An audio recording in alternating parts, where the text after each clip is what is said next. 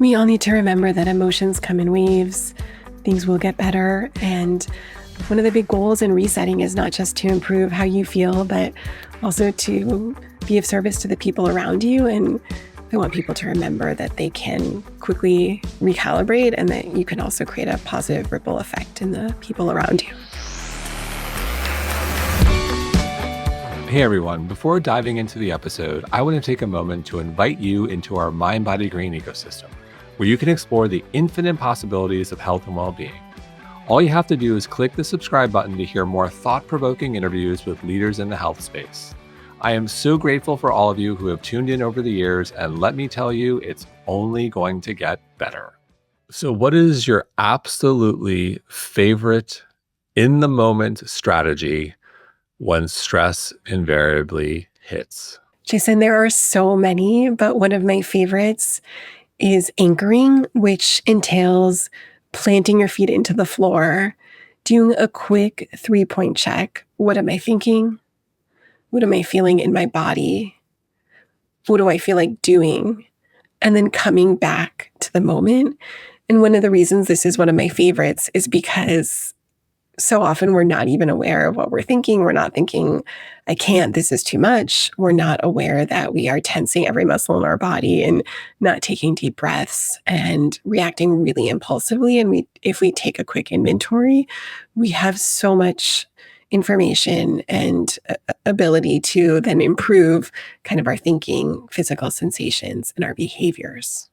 So is that something we need to do over and over, or is I'm assuming that takes a little practice? It takes practice, and it's also something that takes milliseconds. So you can do this repeatedly, subtly. It also saves us so much time because we might not even realize that we're ruminating or we're doing something that we know we're going to pay a price for. And so constantly kind of having this attitude of checking in with yourself, really looking at whether what you're doing is helpful is the first path to freedom.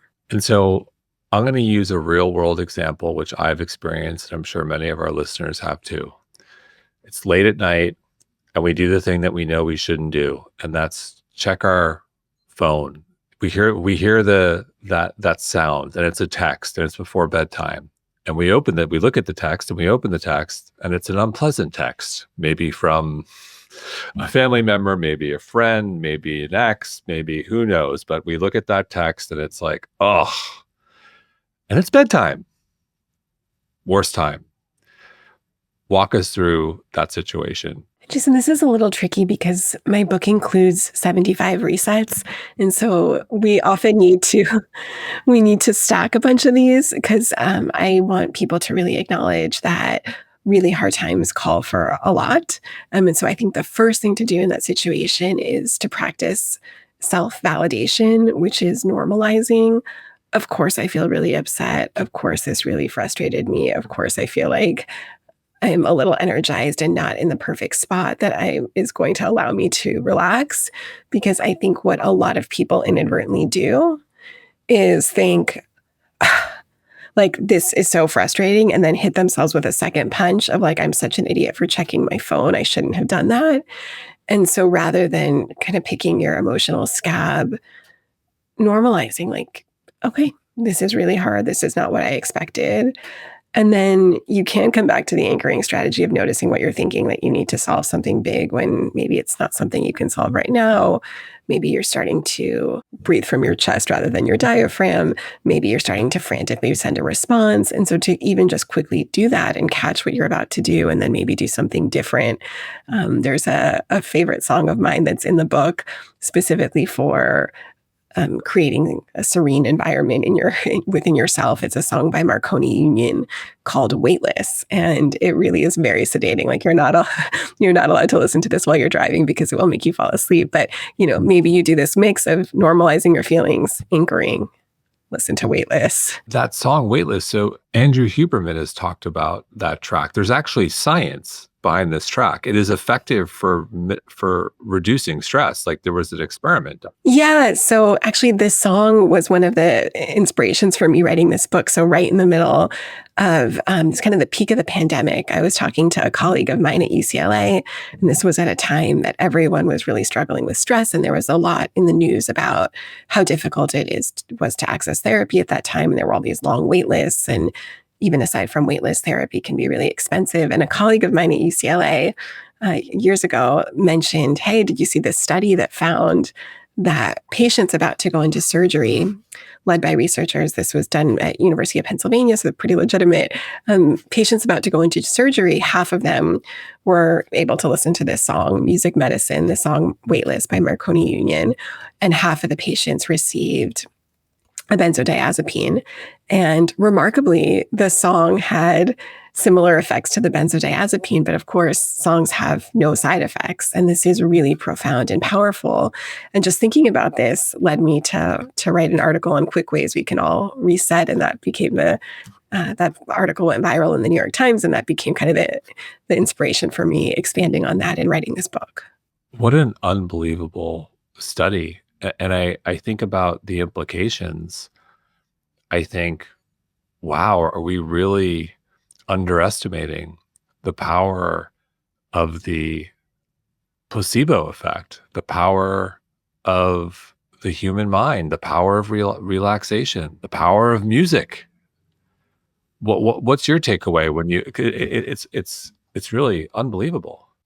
And I don't even know if it's placebo. I think we overreach and we go big and we think like more is more when it comes to stress relief. But remarkably, we're incredibly resilient and our own senses are unbelievable. They have so much power and a little goes a long way. So on that note, I love how you talk about finding bite-sized doses of hope. This idea of a little goes a long way. I'll often hear, hope is not a strategy in terms of stress. So I'm very intrigued by this idea of bite-sized doses of hope. Could you talk about that? Sure. One tool I talk about in the book is creating a hope kit, just a small collection of things that inspires hope, whether that's a reminder to go take a walk outside, whether that's a greeting card someone wrote you with a really uplifting message, whether that's a picture of you surrounded by loved ones. And while this sounds like just kind of a nice idea, there is actually research that people who created a virtual hope kit it led to significant reductions in suicidality, wanting to die by suicide. And so often when we're in a certain state, when our emotions are very intense, we're just really narrowly focused on all of the things that are going wrong and zooming in on our problems and really missing the full perspective of how much more there is and better times, and being able to quickly focus on the reminders that there's more than this moment and there's more than the pain is a really incredible way to both broaden how you feel in this moment and engender a little bit of hope. That's tremendous. Can you describe what was in this hope kit? So there's an app called the Virtual Hope Box app, and remarkably, this app was found to reduce feelings of suicidality, and this is something that anyone can download now, but if you want to just also quickly create one on your own, if you can put together a really personal collection of things that might give you a little bit of dose of positive feelings that you can lean on in those moments when you start to feel really stuck and when rumination starts to take over, or you find yourself replaying all of the horrible things that have happened and anticipating all of the horrible things that will happen. And while this may seem silly, it's incredibly powerful to see bigger in those moments when we're drowning. And so, unfortunately, sometimes when we are drowning, we go to our phone. Intuitively, unfortunately, it just kind of happens. And then we go to social media. Probably not the place we should go. And social media can be wonderful. And sometimes there's incredible advice from experts like yourself. And other times they're just people sharing advice that's probably not so good. And I will call out TikTok on this one. I'm curious, what have you seen on TikTok or or more generally, one of the social media platforms in terms of techniques or tactics that could be employed when someone's stressed, where you're saying to yourself, "Oh, no, please don't do that. Stay away."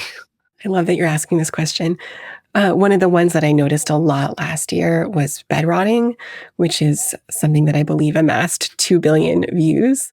Bed rotting? Bed rotting, rotting in your bed. That doesn't sound like it's gonna help my stress level. Yeah, it's kind of what it sounds like. The advice is if you're feeling really overwhelmed, get cozy in your bed and almost like move into your bed and eat there or lounge there. Don't bother getting up. And this is so upsetting to me. Terrible, terrible. It's actually, I would say that bed rotting is probably a prescription for depression because we know that behavioral activation or doing things that increase your activity level, so you do more things that allow you to experience pleasure and a sense of accomplishment, doing behavioral activation actually works as well as antidepressants for severe depression. And so rotting in your bed is asking to stay depressed and get worse. And it's also interesting to note that taking a week-long break from social media, which I know might seem difficult, but is worth trying because has been found to improve well-being.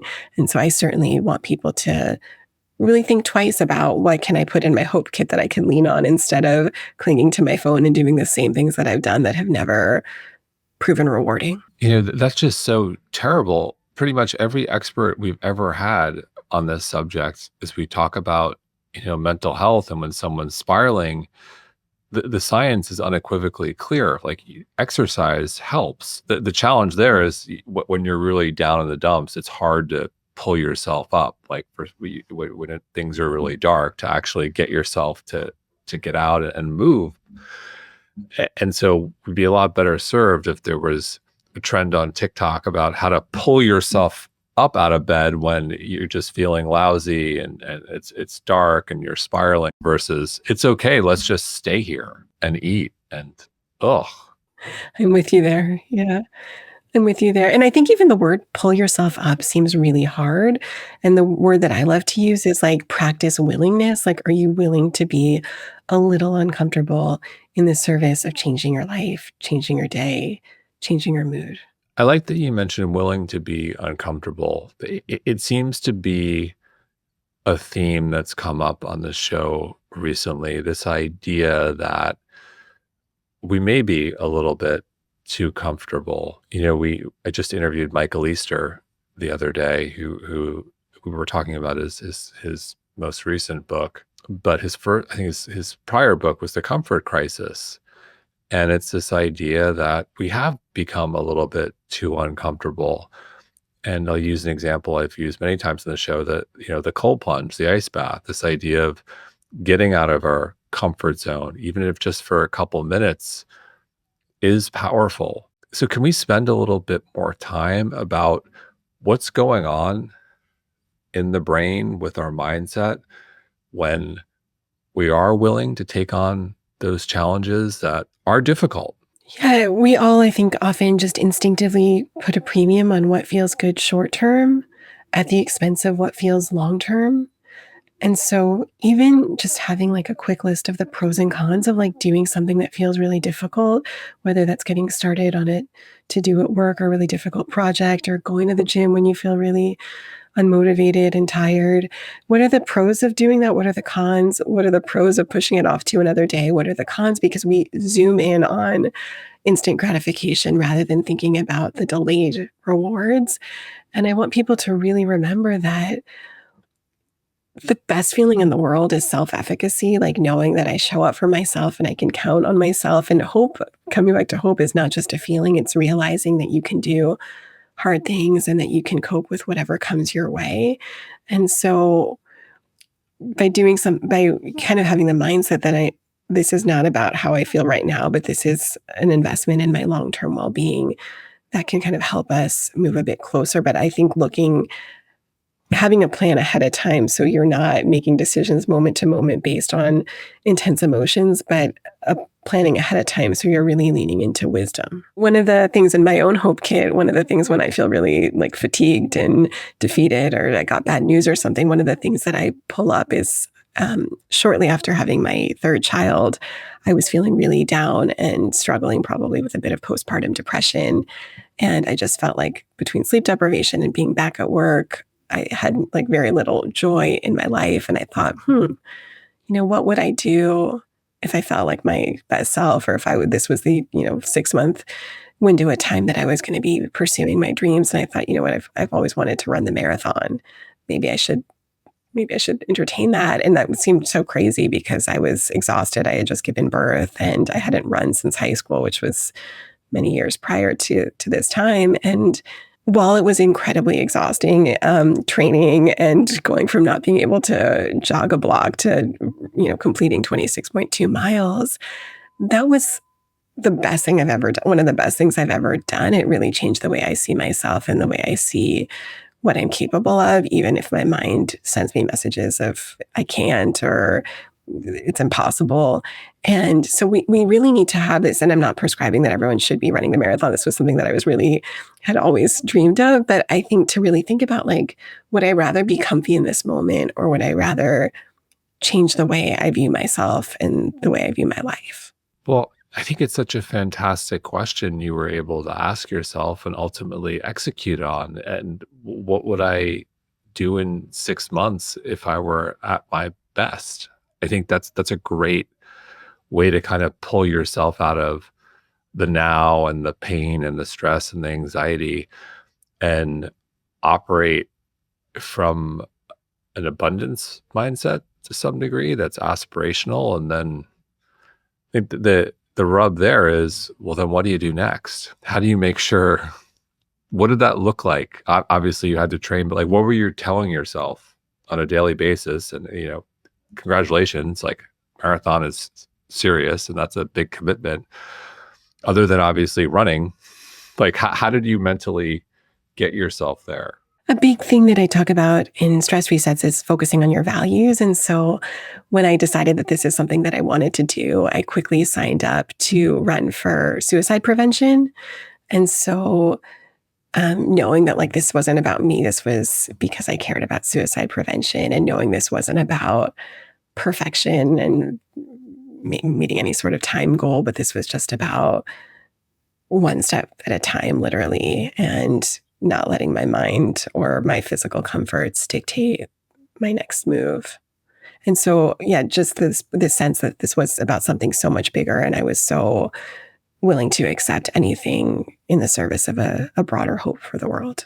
I think it speaks to the power of purpose. If you're not feeling great about yourself or maybe down, a great way to kind of do a reset is it's not volunteering per se, but help someone who's in a worse situation than you are. Right. And this also comes back to this point that you need to kind of weave these together, and you need to really stack the resets because they work best in kind of an orchestra. Just like building a habit. Yeah. So we talked about cold plunge, and I want to segue to something I read from you, which I thought was interesting. We talk about cold therapy so much here, but something I haven't heard, this is a new one for me, vagus nerve icing. What is that? One of the tips in dialectical behavior therapy, which is a therapy that I specialize in, is called TIP, which is an acronym that stands for temperature, intense exercise, progressive muscle relaxation, and paced breathing. And so if you want the equivalent of like Control Alt Delete, but for your brain and body, TIP is your new friend. And so TIP is a specific practice where, again, like a lot of us are reaching for things outside of ourselves that are fancy and have downsides. These are the things that I'm recommending from DBT are things that are within reach and affordable and a little uncomfortable, but really speak to the power of our own innate reset buttons. And so in DBT, the specific ice plunge is dipping your face in ice water because when you hold your breath, I should also say you need to hold your breath when you do this. So you would set a timer for 30 seconds, hold your breath, submerge your face in the like a salad bowl full of ice water. Doesn't need to be too cold, but hold your breath for 30 seconds in the ice water. When a human body is submerged, specifically their nose underwater, that activates the mammalian dive response that lowers your heart rate.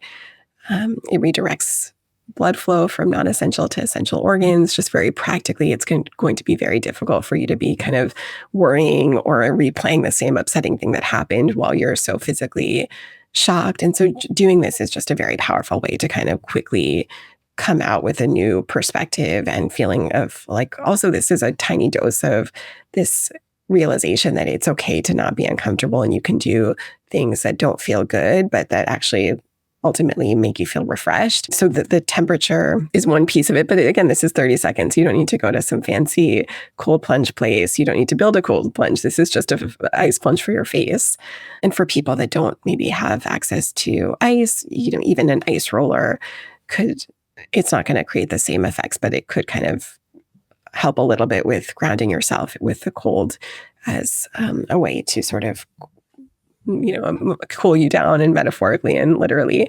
And then the intense exercise is similar. It's just like 90 seconds of, burpees or squat jumps or something that feels comfortable to you, but that brings up your heart rate. And that is the kind of thing that you can't be thinking or multitasking in your mind while doing the activity. And then progressive muscle relaxation, tensing, for example, tensing your forehead and then releasing, and then noticing the difference between tension and relaxation in your forehead, tensing your lips by pursing them together, releasing so there's some comfortable space between your upper and lower teeth, then continuing throughout your body to do this for a couple minutes. I know that there are some versions of this that span like 20 minutes, but this you could do a quick version in just a few minutes, and then slowing your breathing. And all of these things together will quickly change how you feel, quiet your mind, slow your heart rate, give you a taste of accomplishment. Essentially, their state changes. Exactly. And again, these are within us. We can do this. Yeah.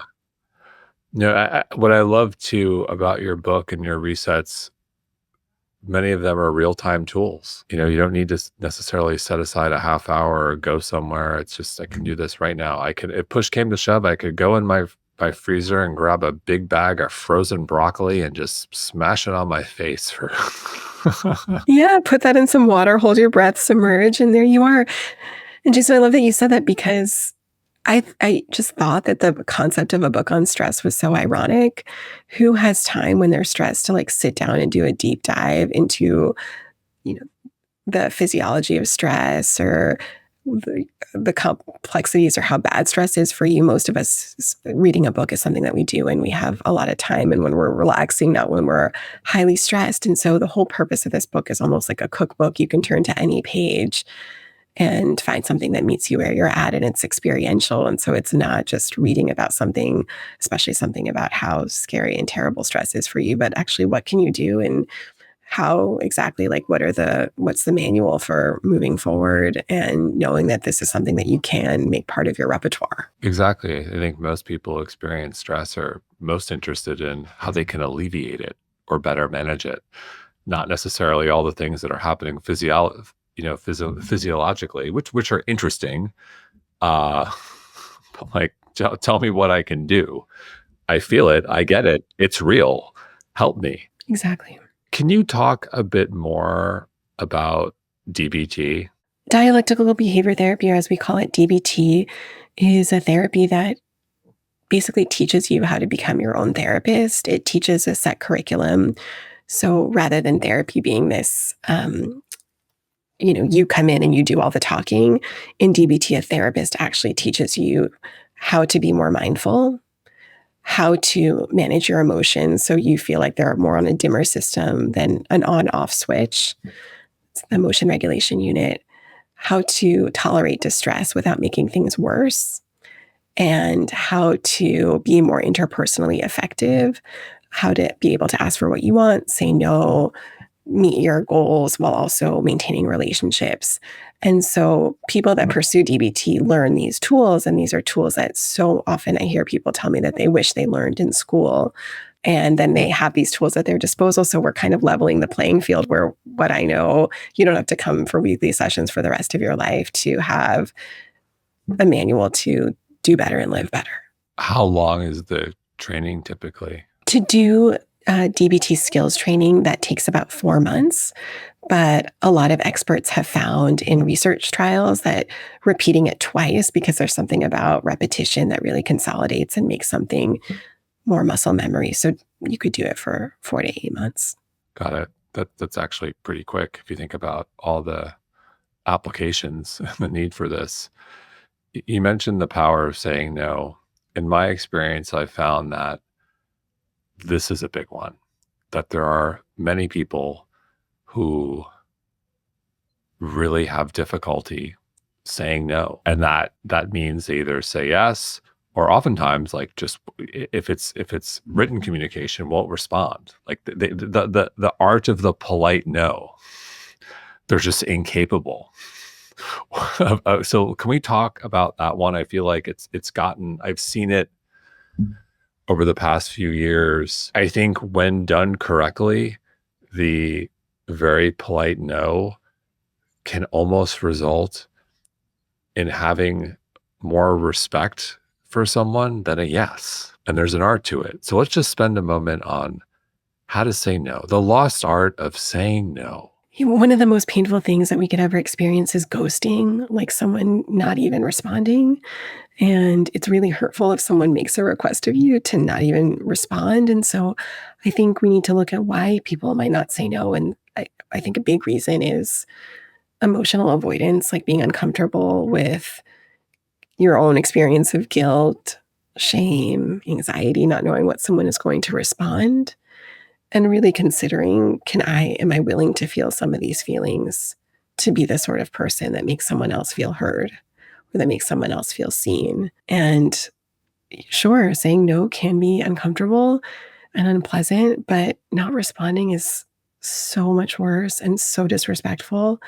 And I'm a big fan of coping ahead, or like planning ahead and doing things to help yourself. And so if you want to save a couple of good scripts. I truly work with people on literally scripting out some of these. And then once you've mastered a couple, it's easier for them to come spontaneously or for them to generalize. And even if you feel like you can't do this in the moment, even asking for a minute and coming back, but we need to make sure that we do come back. And I think communicating no with tremendous kindness and being willing to sit with someone, even if they feel disappointed or they have some sort of response to try to convince you, is a way to learn that there's a lot in terms of relationships. You can disappoint someone and the relationship will continue.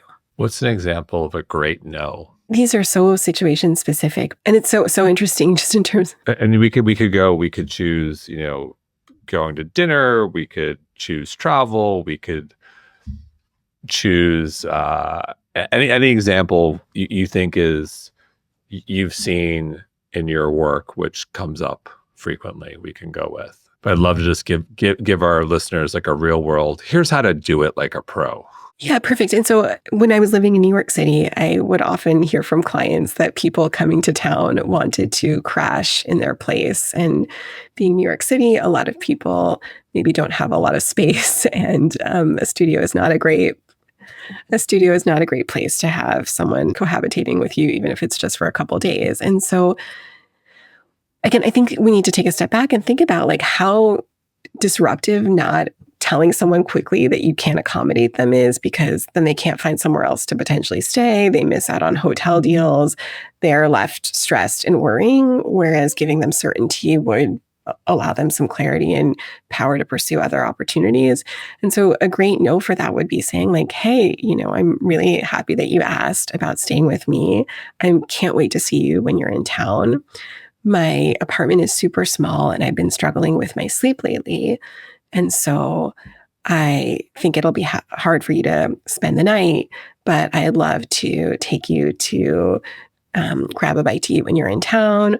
Or I'm also happy to recommend a couple of my favorite places to stay that seem pretty affordable. Fantastic example. All of our New York City listeners are going to be very happy, because that one I know comes up quite frequently. Something else I loved from you, which was unexpected, you wrote an essay in the Wall Street Journal titled "The Positive Power of a Good Sigh." Tell us more.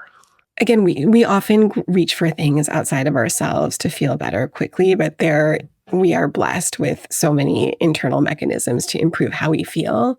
And doing something as simple as taking a deep inhale and then taking a subsequent inhale. So you're taking 2 back-to-back inhalations and then taking a long extended exhale releases a lot of carbon dioxide and can reset your breathing pattern. And so doing this a couple of times, experts at Stanford found that practicing sighing in this way, 2 inhales, extended exhale, back to back in a cycle. So you're repeating it several times to up to 5 minutes worth. Doing this actually, people that did this in the morning, they had improved positive emotions and less anxiety. And you don't want to overdo this because you don't want to be, sighing all day long. That can replicate feelings of hyperventilating. But if you're stressed out, if you're in traffic, if you're about to go into a difficult meeting, 2 inhales, a long exhale releases a lot of the carbon dioxide that we associate with anxiety. And I think this is also just a nice way to recalibrate your respiratory rate. So you can do that and then shift into slow breathing, which is something that you can do most of the day that has no side effects, that lowers your blood pressure and creates a calm alertness that we all need. I love the classic inhale for 2, hold, exhale for 4, on repeat and rinse, or rinse and repeat. So of all the techniques, are there any that come to mind where you think like, wow, they're just underappreciated, underrated. Why aren't we talking about this? Yeah, it's like picking a favorite child. I mean, I love all of these tools, and these are tools that You've got 3, right? I have 3. Yes, I have 3. Yeah, these are skills that I practice all the time myself personally, but I think one that might be underrated or something that people might not lean on and think is like a second best choice when it actually might be a first best choice is a skill called radical acceptance. A lot of people think like if they can't change something, then they should accept it. But I think radical acceptance is something that we can approach our whole lives with, whether we're radically accepting difficult situations, difficult people, thoughts. Radical acceptance is wholeheartedly noticing when you're judging, noticing when you're fighting with your body, like tensing up or doing the equivalent of saying hell no to whatever you're dealing with. And instead, replacing judgments with just accepting and allowing what is and relaxing your face and body and approaching life with kind of a hell yes attitude can make things that feel really painful less likely to create suffering. Is there an example you can share on this one, whether it's personally or with someone you've worked with, to really paint the picture? Yeah, I mean, radical acceptance is something we have to do all the time. And so even as something, I was talking to a client yesterday, and even as something as like radically accepting your anxiety, if you feel really anxious, it's human nature to think like, hell no, I don't want this. Get the hell out of here. Like, do not disturb.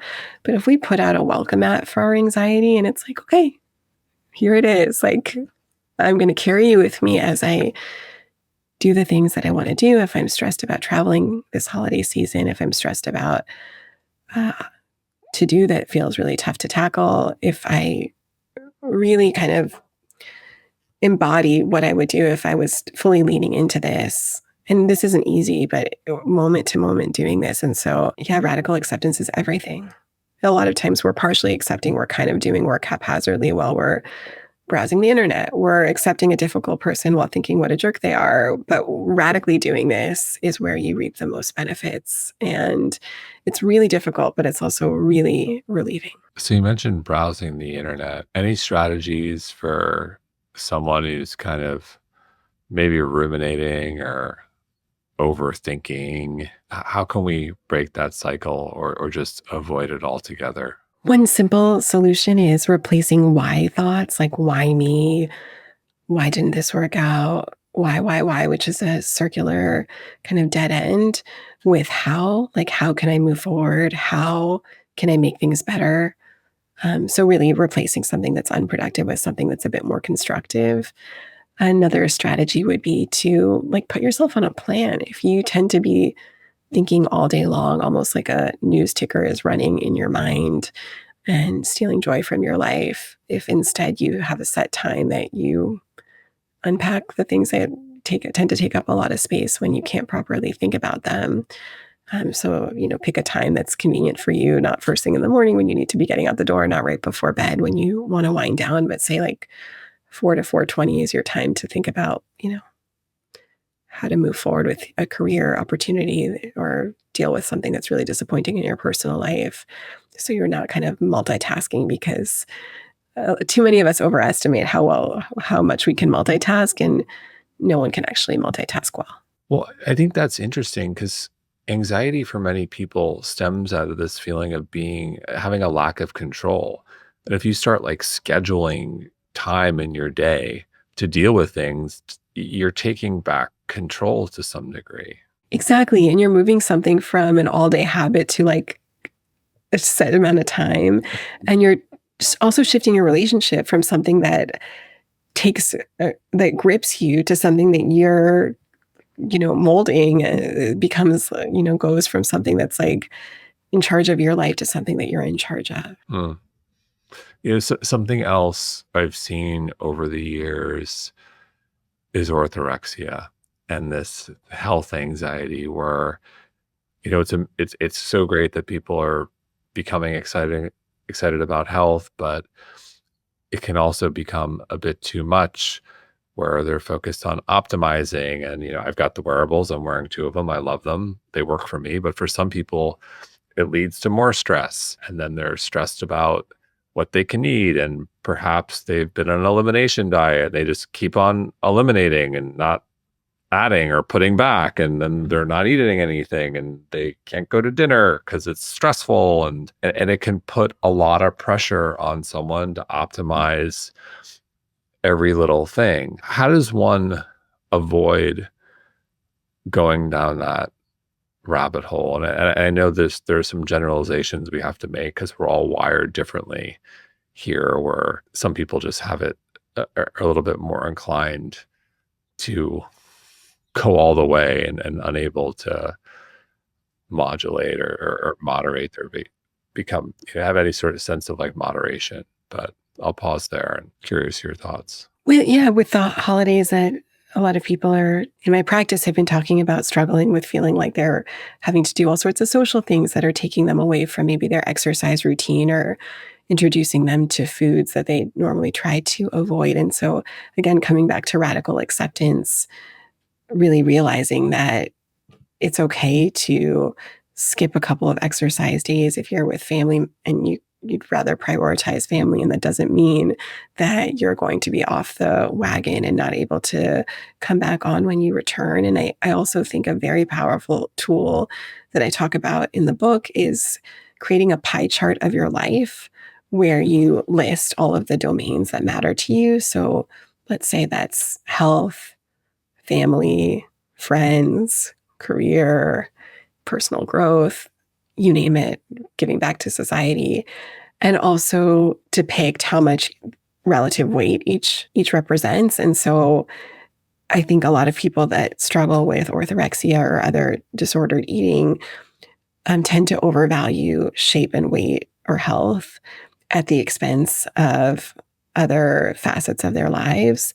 And it's interesting because even health, like being really rigid about what you're doing is maybe being really perfectionistic about health. And so we don't want to just say like my health doesn't matter. It's you're going the extra mile, and we don't want health to trump the rest of the things that matter to you. And so I think really working on accepting that life isn't perfect and you can't always optimize for nutrition and your perfect workout. And that doesn't mean that you can't go back. And also that the key tool in mental health is actually psychological flexibility and being really flexible, aware, open, willing to do things in the service of your values rather than being really rigid. And so it's interesting, but even people that struggle with extreme rigid behaviors, the part of the treatment for them is making them do things that are a little different. I think that's fantastic. Something my wife and I talk a lot about is this idea, if you're going to be rigid about being flexible. I love that.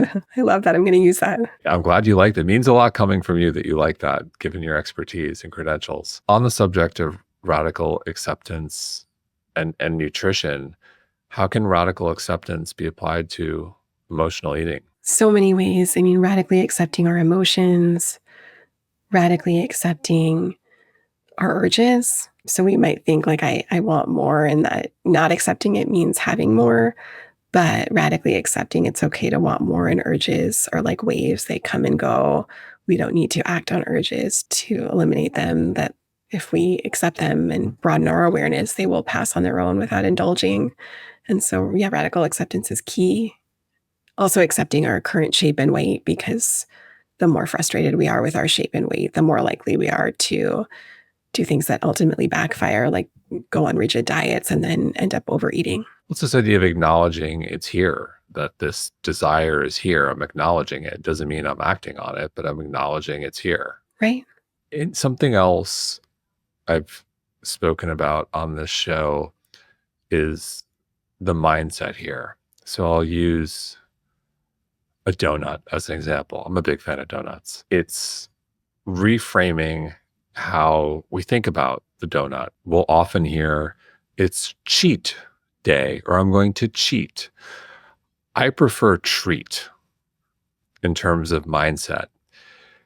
We flip from operating from a place of scarcity, shame potentially, when it's cheat, guilt, versus treat, where we're operating from a place of abundance, joy, celebration.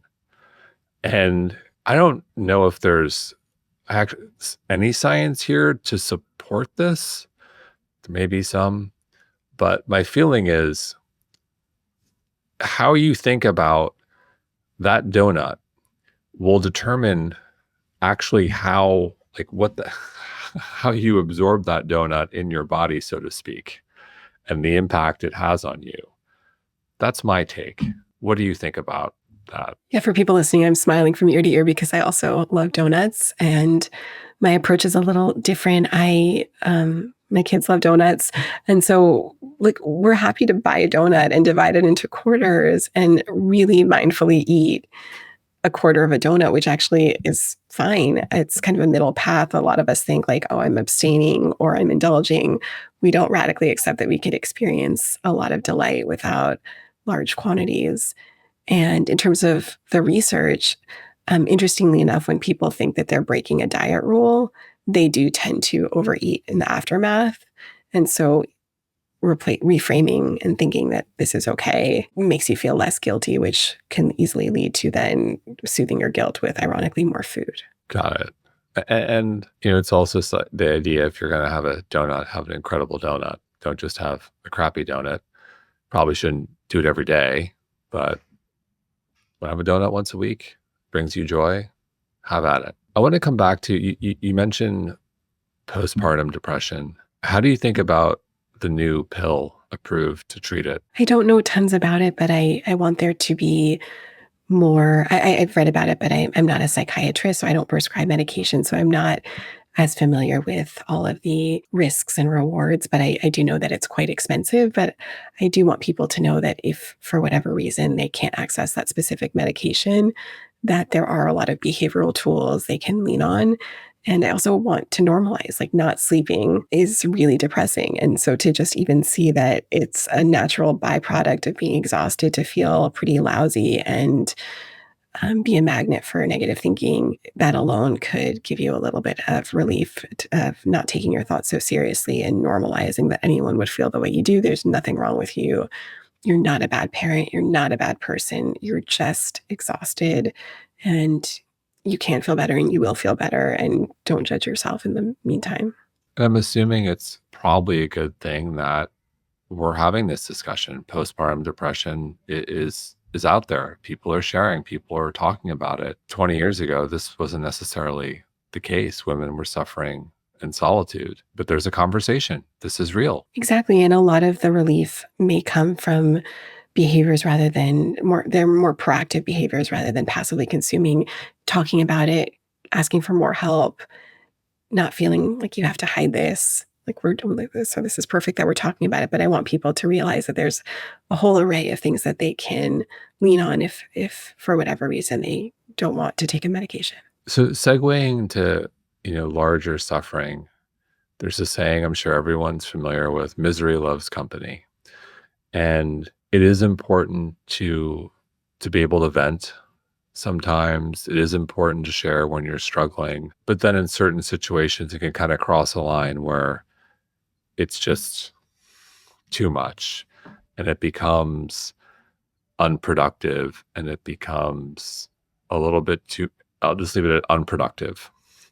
How do you think about that fine line as it is important to share, to vent, but then being able to flip the switch to being action oriented? There's a technical term called co-rumination, or it's possible to ruminate aloud with someone else, like two people just venting and getting angry. And I see a lot of my clients do this around like dating frustrations when they go out with a friend, rather than enjoying the time together. They're kind of bemoaning lack of manners and bad behavior and getting riled up. And that's very understandable. And the feelings are totally to be expected given the triggers. But rather than co-ruminating or spreading your stress, I think it's a matter of really taking a step back and thinking about like what sharing would be helpful, and at what point does it no longer serve me? Because if I'm going out with a friend, if I spend the whole time talking about like the bad highlight reel from the week, that might be a missed opportunity to really be present, enjoy the food, have a break from some of that, feel less lonely.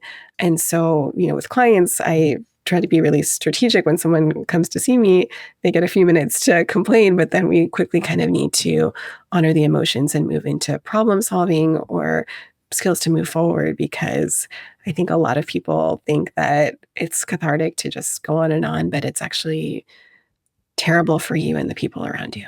So is there a self-assessment one can do? Because we've all done this where, okay, it's okay to vent. It is cathartic, but if you do it if you're sharing the same story with more than two people or four people, I'm making this up, like you've crossed over to being unproductive. Like, do you have is there a self-assessment one can do here? I think this might be on a case-by-case basis, because I imagine someone that's grieving or someone that doesn't have a lot of people to talk to might need to spend a little bit more time with one person on something. But I think to ask yourself, like, what amount of sharing would be useful to me? And then at what point do I want to turn things over? And maybe to even, I think it's also a real gift to tell people what you need. Like, hey, I just want you to listen and make me feel like my feelings make sense, rather than play devil's advocate or give me your advice, because I think it might go on and on because you're not getting what you need. Let's talk about that for a moment, the lost art of listening. Because oftentimes when it's a friend or loved one and they're going through something, they're just looking for someone to listen. And I found from personal experience, I'm a very solutions-oriented person who will, in the past, I've quickly gone to, well, we can do this. I try to solve problems. Is someone who I love or care about has a problem or hurt, and right away I'm searching for solutions, and they actually don't want to hear that. I'm not helping. So how do we become better listeners or better friends, better partners, spouses, family members when we're in that situation? I think asking someone, would you like me to listen, or would you like me to offer advice, and checking in with someone, because we're not mind readers and different people need different things in different situations. And it's so thoughtful, just the same way when you go to a restaurant, you tell someone if you want things, mild or spicy. We need to ask people what they want and let them tell us, and be able to be flexible and respond based on what's needed. But I think, to your point, I think many people tend to go into problem solving mode or advice giving. And again, part of this might be due to struggling with being around someone that's having a hard time, because that can be stressful and our emotions can be contagious. But I think thinking about one of the most powerful things we can give is our undivided attention, And at the end of the day, I think all of us just have a simple goal, a profound goal, both simple and profound, of feeling seen and heard. And doing that is such a gift. And so it's worthwhile to feel a little uncomfortable and not have anything to say, to honor someone's experience and allow them some company in a hard moment. Very sound advice. And I want to talk about emotions and how they're contagious in the positive light. We all know that person who just, when they enter the room, they're smiling and they have energy, and you want to be around them, and they're great. And even when they're having a bad day, there's just something about them where, they shrug it off and they're just a joy to be around. And of course, that person does have bad days and there are exceptions, but there's just something about this person that they're magnetic, and it's contagious. You like being around them. What have you found? Like, I think all of us would like to have a little bit more of whatever that person brings. How can we be more magnetic, more joyful, and just a better person to be around? So many skills in the book that cover this. Being more grateful is certainly inspiring to other people and good for you, and allows other people, if you sort of start a conversation where you lead with gratitude, that makes others feel more grateful, and then everyone feels happier.